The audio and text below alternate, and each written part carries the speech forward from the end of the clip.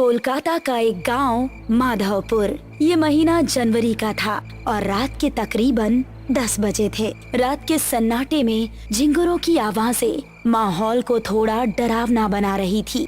ऐसे में दो लोगों के कदम गांव की तरफ बढ़े जा रहे थे। अरे वाह यार, आज तो मजा ही आ गया। सही कहा तूने, बहुत मस्त नाच किया था उस पतली कमर वाली लड़की ने, नहीं? यार काश वो हमारे गांव में भी होती तो पूरा जंगल पार करके उसका प्रोग्राम देखने दूसरे गांव नहीं जाना पड़ता। अरे यार कदम तेज तेज बढ़ा, मुझे तो ये सोचकर डर लग रहा है कि घर पर क्या बहाना बनाएंगे। अरे हम कुछ ही मिनटों में गांव पहुंच जाएंगे। वो देख, वो कच्चा रास्ता आ गया। उसकी बात सुनकर महेश ने उस कच्चे रास्ते की तरफ देखा जिस तरफ कोई नहीं जाता था। तू पागल हो गया क्या? हम इस रास्ते से जाएंगे ये जानते हुए कि इसके बारे में कैसी कैसी अफवाहें फैली हैं।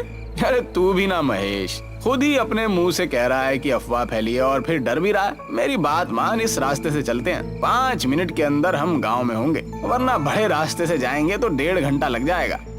उसकी बात सुनकर महेश ने एक बार फिर से उस कच्चे रास्ते की तरफ देखा। वहाँ पर इस समय मौत का सन्नाटा छाया हुआ था। अरे चल यार, डरता क्यों है, मैं साथ हूँ ना। और उसको लेकर उस कच्चे रास्ते की तरफ बढ़ गया। दोनों अभी कुछ कदम ही चले थे कि उनको किसी के जोर जोर से सांस लेने की भयानक आवाज सुनाई दी।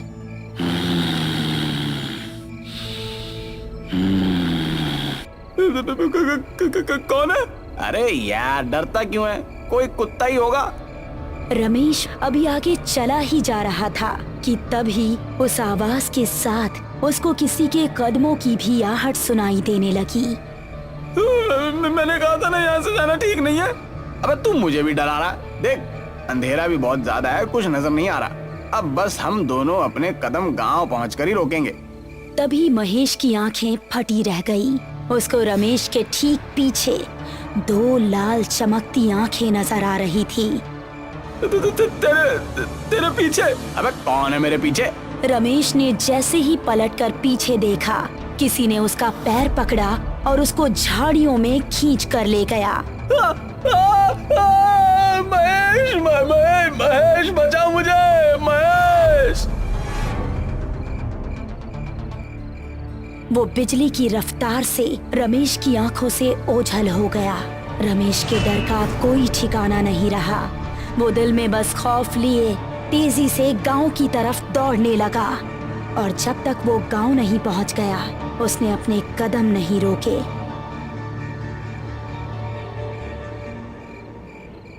अगली सुबह जब वो गांव के कुछ आदमियों के साथ उस कच्चे रास्ते की तरफ गया तो उसको रमेश की लाश 2 टुकड़ों में जमीन पर पड़ी मिली।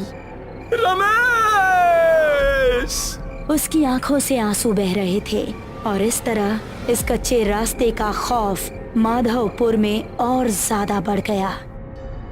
इस घटना के 3 महीने बाद मोहिनी, जो कि 21 साल की एक खूबसूरत लड़की थी, अपनी विधवा माँ और छोटी बहन मेघना के साथ इस गांव में रहने के लिए आई। बेटा, हमने वो गांव छोड़कर ठीक नहीं किया। अब पता नहीं यहाँ के लोग कैसे होंगे। मम्मी, थोड़ा तो एडजस्ट करना ही पड़ेगा ना। उस घर का किराया बहुत ज्यादा था। कुछ दिन यहाँ गुजार लेंगे तो सब नॉर्मल हो जाएगा। वो तीनों अब माधवपुर के एक घर में रहने लगे। कुछ ही दिनों में उन्हें वो गांव अपना सा लगने लगा। मोहिनी उसी गांव के कुछ बड़े घरों में काम काज करके अपना घर चलाने लगी। पड़ोस में रहने वाला रोहित नाम का एक लड़का मोहिनी को दिल ही दिल में पसंद करने लगा था, लेकिन उससे बात करने में थोड़ा हिचकिचा रहा था। एक शाम जब मोहिनी अपना काम खत्म करके घर पहुंची तो उसको घर में मेघना कहीं नजर नहीं आई और माँ काफी परेशान दिख रही थी। माँ, मेघना कहाँ है? वो दोपहर के वक्त टहलने निकली थी लेकिन अभी तक घर नहीं लौटी। मैंने आसपास पता भी किया लेकिन वो कहीं नहीं है। मुझे तो अब बहुत डर लग रहा है, पता नहीं कहाँ होगी वो। अरे माँ, आप डरिए मत, मैं अभी उसको ढूंढ कर ले आती हूँ। इतना कहकर मोहिनी घर से निकली और आसपास के इलाकों में देखने लगी, लेकिन उसको मेघना कहीं नजर नहीं आई। फिर घर वापस आते वक्त उसकी नजर उसी कच्चे रास्ते पर पड़ी। हर जगह देख लिया लेकिन कहीं नहीं मिल रही। अब तो बस यही एक जगह बची है। हो सकता है कि वो यहीं पर हो। उसको जंगल जाना बहुत पसंद भी है। ऐसा कहकर वो उस रास्ते की ओर बढ़ गई। दोनों तरफ घना जंगल और उसके बीच से निकलता हुआ वो कच्चा रास्ता। अंधेरा होने पर वो बहुत ही भयानक लग रहा था, लेकिन छोटी बहन की तड़प उसको उस रास्ते की तरफ खींच कर ले गई। मेघना, क्या तुम यहाँ हो? उसको जवाब में मेघना की आवाज तो नहीं आई, लेकिन वही सांस लेने की आवाज आने लगी।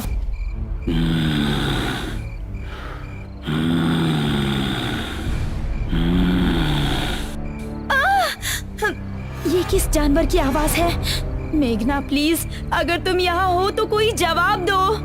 अब वो डरती डरती तेज तेज कदम बढ़ाने लगी। तभी उसको महसूस हुआ कि किसी ने पीछे से उसका दुपट्टा पकड़ा है। एक पल को तो उसकी सांसें रुक गई और उसने तेजी से पलटकर पीछे देखा। उसका दुपट्टा घनी झाड़ियों में फंसा हुआ था। हे भगवान, मैं तो डर ही गई थी। उसने झुककर अपना दुपट्टा निकालने की कोशिश की। झाड़ियों में काफी अंधेरा था और कुछ भी साफ नजर नहीं आ रहा था। तभी वो सांस की आवाज और भी तेज होने लगी और झाड़ियों से एक हाथ निकला जिसने उसका पैर पकड़ लिया। कौन है? छोड़ो! वो अब बेहद डर गई थी और अपना पैर छुड़ाकर तेजी से वहां से भाग निकली। उसको लग रहा था कि जैसे कोई उसका पीछा कर रहा हो, लेकिन उसकी हिम्मत नहीं हुई कि वो पीछे मुड़कर देखे। वो घबराती हुई ऐसी भागी कि सीधा वो जाकर अपने घर के अंदर ही रुकी। अरे मोहिनी बेटा, क्या हुआ? इतनी डरी हुई क्यों हो? मोहिनी कुछ बताती इससे पहले ही उसकी नजर मेघना पर पड़ी, जो कि उसी को देख रही थी। मेघना, कहाँ थी तुम? पता है हम कितने परेशान थे।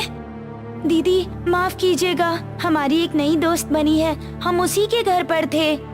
मोहिनी को मेघना को घर में देखकर थोड़ा सुकून मिला, लेकिन उसके साथ जो हुआ था वो उसके दिमाग में अभी भी घूम रहा था। रात को मोहिनी अपने कमरे में सो रही थी तो उसको वही सांस की आवाज सुनाई देने लगी।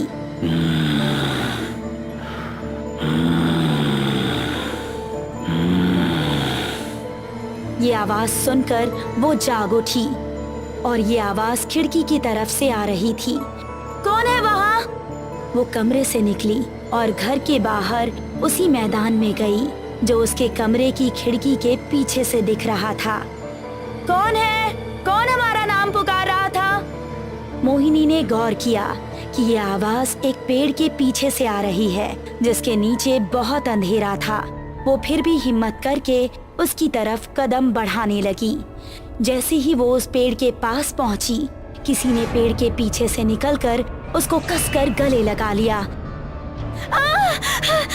कौन है? छोड़ो हमें! अंधेरे में कुछ नजर नहीं आ रहा था, बस उन सांसों की आवाजें आ रही थी और महसूस हो रहा था कि जिसने भी उसको पकड़ा है उसका शरीर बेहद ठंडा है। बचाओ! बचाओ! उसकी चीखें सुनकर मेघना और उसकी माँ नींद से जाग गई। साथ ही पड़ोस में रहने वाला रोहित भी जाग चुका था। वो तीनों भागकर मोहिनी के पास पहुँचे तो देखा कि मोहिनी बेहोश पड़ी थी। मोहिनी, मोहिनी! रोहित ने उसको गोद में उठाया और उसको उसके कमरे में लेकर आया। क्या हो गया है मेरी बच्ची को? ये आखिर वहाँ पहुँची कैसे? माँ और मेघना दोनों बेहद डरी हुई थी। तभी मोहिनी को होश आ गया और उसने आंखें खोलते ही रोहित को सामने देखा। आप कौन हैं? मोहिनी, ये हमारे पड़ोसी हैं। यही तुम्हें यहाँ पर लेकर आए। तुम घर के पीछे क्या कर रही थी? मोहिनी ने अपने परिवार वालों को कुछ बताना ठीक नहीं समझा और उसने बात को टालते हुए कहा, कुछ नहीं माँ, वहाँ कोई कुत्ता बहुत देर से भौंक रहा था। उसकी आवाज हमें सोने नहीं दे रही थी, इसीलिए हम उसे वहाँ भगाने गए थे। आपको वहाँ अकेले नहीं जाना चाहिए था। हम सभी बहुत ज्यादा डर गए थे। शुक्र है आप ठीक हैं। मोहिनी को रोहित की आंखों में अपने लिए फिक्र देखकर बहुत अच्छा लगा। और इसीलिए उसने हल्का सा मुस्कुरा दिया। चलिए मैं चलता हूँ। आपको कोई भी जरूरत हो तो बेझिझक मुझसे मदद ले सकती हैं। आखिर पड़ोसी तो पड़ोसी के काम आता है। ऐसा कहकर रोहित वहाँ से वापस अपने घर चला गया। वो अपने बेड पर लेटा ही था कि उसको वही सांस लेने की भयंकर आवाज सुनाई देने लगी।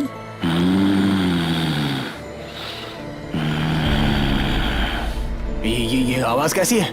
रोहित, रोहित। कौन है? रोहित अपने कमरे से निकला तो उसने सुना कि वो आवाज उसके बराबर वाले कमरे से आ रही है। वो कमरे में पहुंचा तो पाया कि वहाँ पर कोई नहीं था, लेकिन वो आवाज आ रही थी। रोहित, रोहित। कौन है? जरा इधर आकर देख, मैं कौन हूँ। आवाज एक अलमारी के अंदर से आ रही थी। अब रोहित के चेहरे पर डर दिखने लगा। उसने गौर किया कि वो आवाज अलमारी के अंदर से ही आ रही थी। तुम जो भी हो, ये मजाक बिल्कुल अच्छा नहीं है। ऐसा कहकर रोहित गुस्से में अलमारी की ओर बढ़ा। उसने जैसे ही अलमारी का दरवाजा खोला तो उसके चेहरे का गुस्सा खत्म हो गया और आंखों में खौफ उतर आया। तभी एक भयानक लाल हाथ बाहर निकला और अलमारी का दरवाजा बंद हो गया और रोहित के चीखने चिल्लाने की आवाज अलमारी से बाहर आती रही। कुछ देर चीखने चिल्लाने के बाद अचानक से रोहित की आवाज आनी बंद हो गई। तभी धड़ाम से अलमारी का दरवाजा खुला और रोहित की कटी हुई गर्दन अलमारी से बाहर आकर गिरी।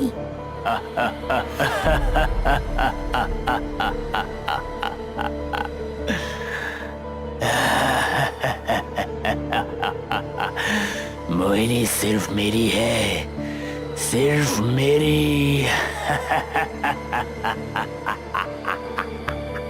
आखिर क्या है उस कच्चे रास्ते का राज?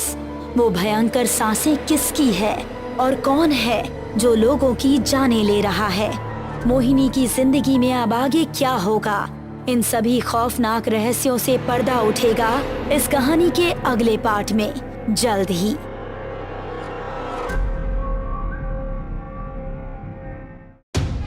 सुबह का समय था।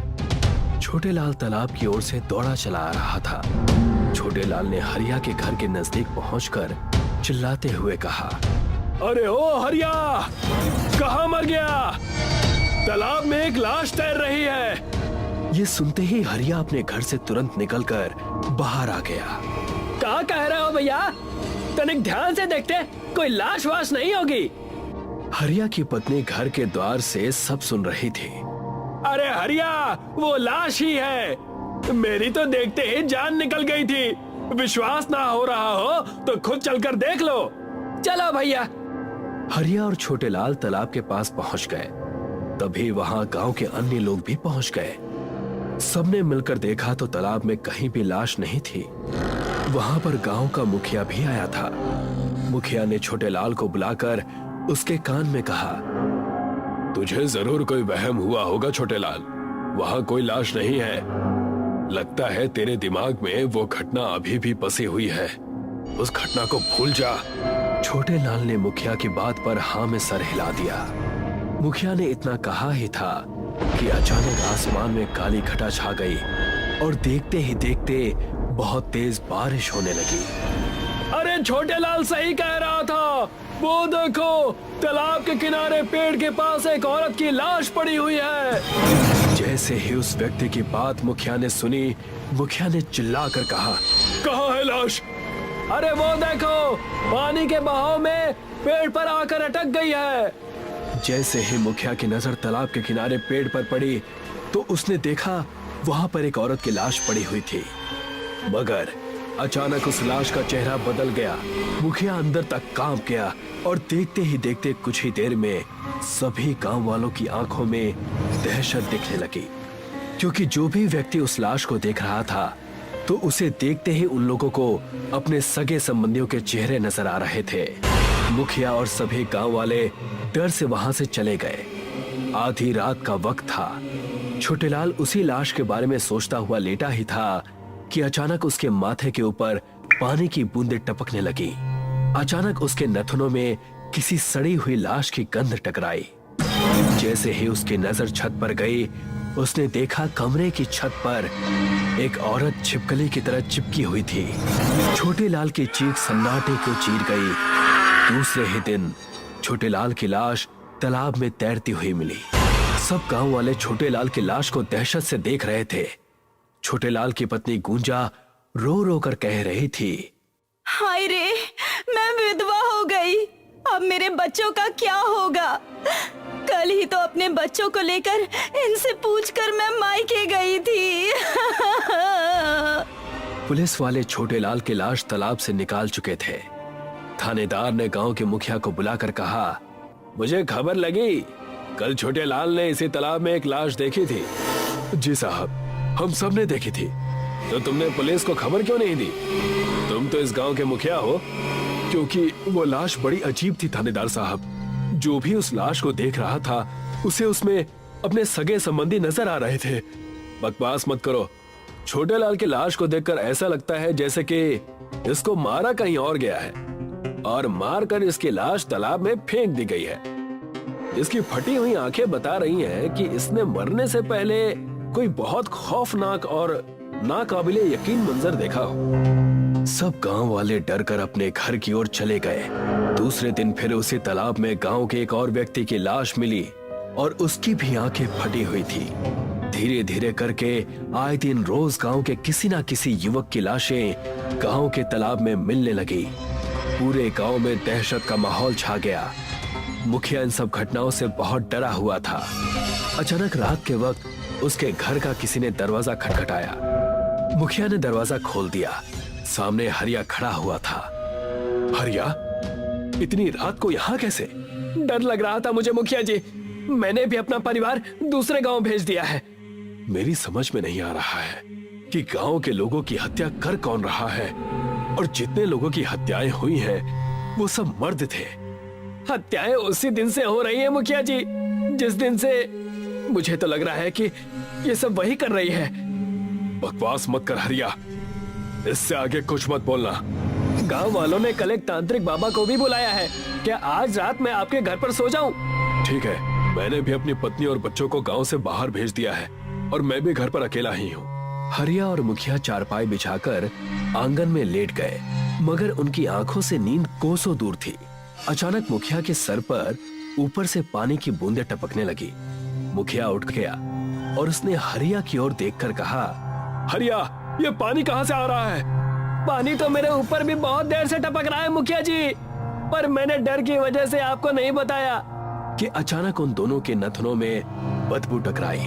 दोनों की निगाह सामने आंगन की दीवार की ओर पड़ी। उनके सामने एक बेहद खौफनाक चेहरे वाली औरत खड़ी थी। उस औरत का चेहरा सड़ चुका था और उसके शरीर पर से पानी की बूंदें टपक रही थी। ऐसा लग रहा था जैसे कि वो अभी अभी तालाब से उठकर आई हो। उसकी आंखें आग की तरह लाल थी। मुखिया और हरिया को देखकर यकीन नहीं हुआ। तुम ये कैसे हो सकता है? तभी वो औरत वहशी तरीके से हंसने लगी और उसकी गर्दन उसके शरीर से उखाड़ दी। ये देखकर हरिया की चीख निकल गई। अचानक उस औरत ने हरिया के साथ भी वही किया जो उसने मुखिया के साथ किया था।